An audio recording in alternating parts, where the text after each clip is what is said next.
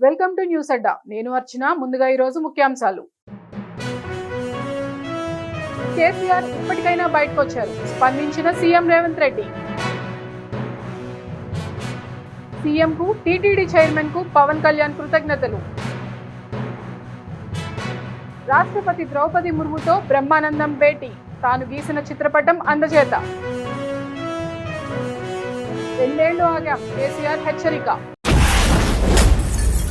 వివరాల్లోకి వెళ్తే, తెలంగాణ ముఖ్యమంత్రి రేవంత్ రెడ్డి, బీఆర్ఎస్ అధినేత కేసీఆర్ ప్రెస్ మీట్ పై స్పందించారు. హైదరాబాద్ లో మీడియాతో చిట్ చాట్ సందర్భంగా మాట్లాడిన ఆయన, కేసీఆర్ మళ్లీ ప్రజల ముందుకు రావడం సంతోషకరమని, ఆయన అసెంబ్లీకి వచ్చి పాలనపై చర్చించాలని సూచించారు. నీటి వాటాల విషయంలో కేసీఆర్ హయాంలోనే రాష్ట్రానికి తీరని అన్యాయం జరిగిందని రేవంత్ రెడ్డి ఆరోపించారు. 811 టీఎంసీల నికర జలాల్లో మనకు 299 టీఎంసీలు చాలని సంతకం చేసి 3 జిల్లాలకు కేసీఆరే మరణ శాసనం రాశారు అని తీవ్రంగా విమర్శించారు. ఏపీ జలదోపిడికి కేసీఆర్ సహకరించారని, తాము 71% వాటా కోసం పోరాడుతున్నామని స్పష్టం చేశారు. జనవరి 2 నుంచి కృష్ణా, గోదావరి జలాల వాటాపై అసెంబ్లీలో చర్చిద్దామని ప్రతిపాదించారు.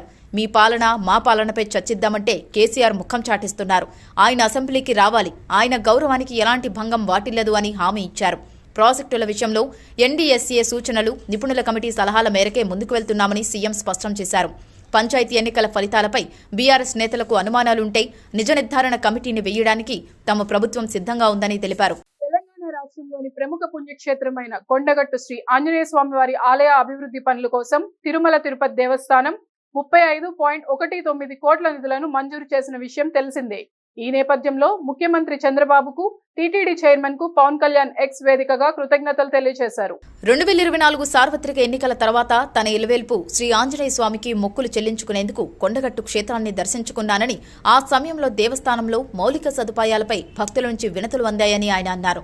దీనిపై ఆలయం వద్ద అభివృద్ధి పనుల కోసం తాను టీటీడీకి ప్రతిపాదన పంపగా, ఆ మేరకు రూపొందించిన ప్రతిపాదనలకు టీటీడీ ఆమోదం తెలిపిందని తెలిపారు. ఈ నిధులతో భక్తుల సౌకర్యార్థం దీక్షా విరమణ మంటపం, 96 గదులతో భారీ సత్రం నిర్మాణం చేపట్టనున్నట్లు పవన్ తెలిపారు. ఈ నేపథ్యంలో నిధులు మంజూరు చేసిన టీటీడీ చైర్మన్ బీఆర్ నాయుడు, పాలక మండలి సభ్యులు, టీటీడీ ఈవో, అడిషనల్ ఈవో, జేఈఓలకు పవన్ కళ్యాణ్ కృతజ్ఞతలు తెలిపారు. అలాగే ఈ ప్రతిపాదనలకు సానుకూలంగా స్పందించిన ముఖ్యమంత్రి నారా చంద్రబాబు నాయుడుకు పవన్ ప్రత్యేక ధన్యవాదాలు తెలిపారు. హాస్యనటుడు బ్రహ్మానందం హైదరాబాద్ లో రాష్ట్రపతి ద్రౌపది ముర్ముతో మర్యాదపూర్వకంగా భేటీ అయ్యారు. ఈ సందర్భంగా రాష్ట్రపతి బ్రహ్మానందాన్ని శాలువాతో సత్కరించి పుష్పగుచ్చం అందించారు. ప్రతిగా బ్రహ్మానందం తాను స్వయంగా గీసిన ఆంజనేయ స్వామి చిత్రపటాన్ని రాష్ట్రపతికి బహుకరించారు. అనంతరం ఇద్దరూ కొంతసేపు ఆత్మీయంగా మాట్లాడుకున్నారు. ఈ భేటీకి గల కారణం అధికారికంగా వెల్లడి కాలేదు. అయితే ఈ కార్యక్రమానికి సంబంధించిన ఫోటోలు ప్రస్తుతం నెట్టింట వైరల్ అవుతున్నాయి. బ్రహ్మి కేవలం నటుడే కాకుండా గొప్ప చిత్రకారుడు కూడా. ముఖ్యంగా పెన్సిల్ ఆర్ట్లో దేవుళ్ల చిత్రాలను అద్భుతంగా గీస్తారు. ఖాళీ సమయాల్లో తమ మనసుకు నచ్చిన చిత్రాలను గీయడం ఆయనకు ఎంతో ఇష్టం. ఆయా చిత్రాలను తనను కలిసే ప్రముఖులకు బహుమతిగా అందించడం బ్రహ్మానందం ప్రత్యేకత.